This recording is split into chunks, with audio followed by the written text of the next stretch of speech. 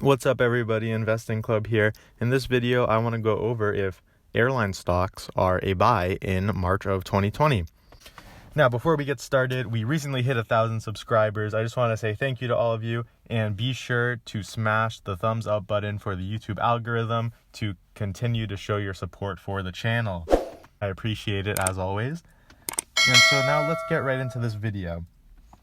So airline stocks have taken a beating over the past month, and for good reason, because virtually no one is flying anymore. And so the question becomes, with these depressed airline prices, are they a good buy? And so just to point out some facts from this article, a lot of airlines are loaded up on debt and are going to need bailouts to get out of this time. You know, this article is from today. Executives of U.S. Airlines are discussing a $50 billion bailout package. You know, American Airlines and United Airlines will reportedly run out of cash in about 2 months. And so a lot of these airlines aren't in very good positions right now. And a situation like this where the whole economy shut down is virtually the worst thing that could happen to them. Now, in my opinion, the healthiest airline out there is Delta Airlines. And that is because they have one of the healthiest balance sheets out of all airline companies, and they seem the best positioned to ride out the storm, and Warren Buffett is largely invested in them, so that's always a plus. So now we can take a look at Delta. So all airline companies are going to have to cut costs to make it through a period with negative earnings, right? And I think Delta is in the best position to do that. As we see in the Seeking Alpha article, Delta Airlines cut their capacity by 70% for an indefinite period. And so, you know, that's a huge cost that they're cutting out. And that will allow them to last as long as possible while still having to service their debt. And by comparison, United Airlines only cut their capacity by 50%. So, you know, just from that, you can see Delta is best positioned to save costs as much as possible. Right, so in addition, Delta is the most flexible out of all of the airlines because they have, you know, a large fleet of planes that they're able to use with versatility. And now, before I get into specifically if airlines are a good investment, I want to talk about the airline industry in general and sort of the characteristics of airline companies.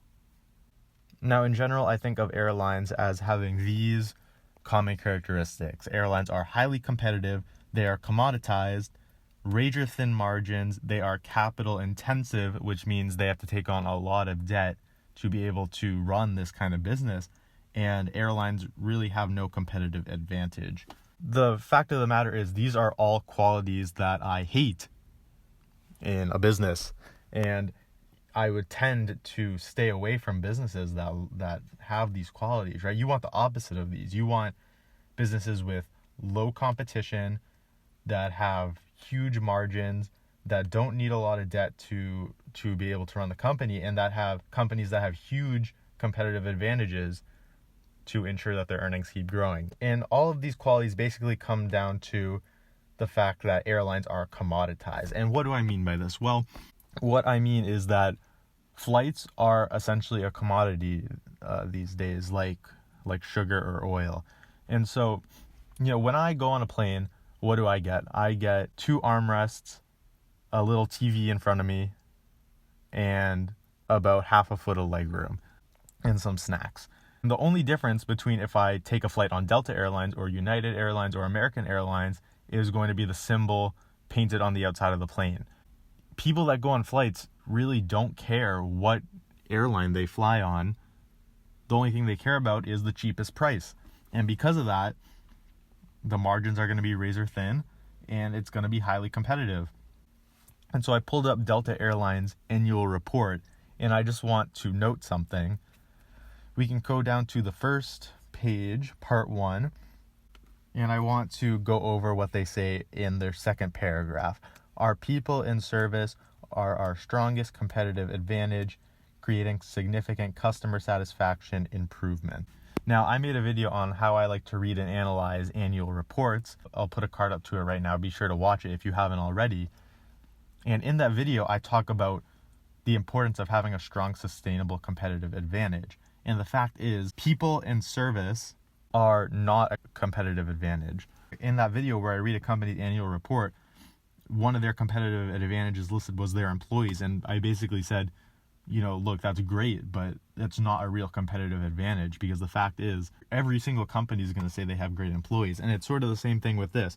The fact that their only competitive advantage that they have listed is their people and their service and their good customer satisfaction scores really means nothing to me. To me, that says they have no competitive advantage. And that's because any airline can hire good customer service people. It's not something that's intrinsic to this business. So essentially, Delta Airlines and all airlines in general really have no competitive advantage. And typically, I only invest in companies with a competitive advantage. And so just based on that, I probably won't be buying any airlines anytime soon.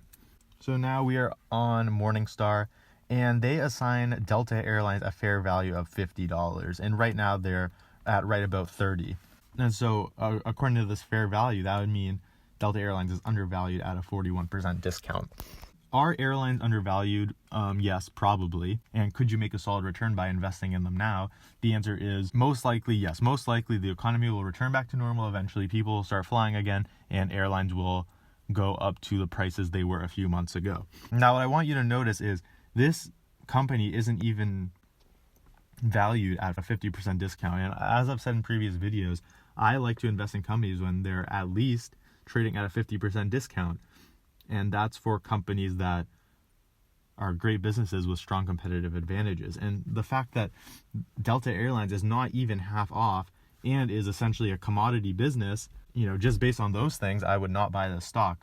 Now, if the stock was $10, then maybe I would look into it a little more. But at $30 is just way too high of a price for me. Even though the stock seems to be trading at a discount, it's not as big as a discount that I would want for taking on the risk with this company. Because the fact is, I think a lot of airlines, not really talking about Delta, but all the other airlines might have some trouble getting out of this situation. And a lot of people are talking about a government bailout. A government bailout entails a lot of uncertainty because government could place regulations on what companies that get bailed out do. For example, if the government bails out a company, that could put measures that say you can't do buybacks and you can't pay dividends until you pay off, this loan we gave you. That's just a lot of uncertainty that I don't really feel like taking on. With any airline stock, you have to ask yourself, would you like this company if they didn't pay dividends and if they don't do any share buybacks? Because there's a real chance that could be happening to these companies if they receive assistance from the government. That pretty much wraps up my take on the airline industry. Are airline stocks undervalued? Yes, probably. Could you make a good return by investing in them now? I would say there's a good chance of that. But as always, I think it's important to look at the risk as well as the reward. And the risk that you take on by investing in airlines now is just not something that I feel comfortable with. And frankly, I see better investment opportunities out there that are trading at more than a 41% discount. And so to me, it seems obvious that I'd rather invest in other opportunities than in airlines. If you haven't subscribed to the channel, be sure to subscribe right now. I post multiple videos a week, all talking about investing and the stock market and how to make the best returns possible investing in this bear market. So with that, I will see you on the next video. Bye-bye.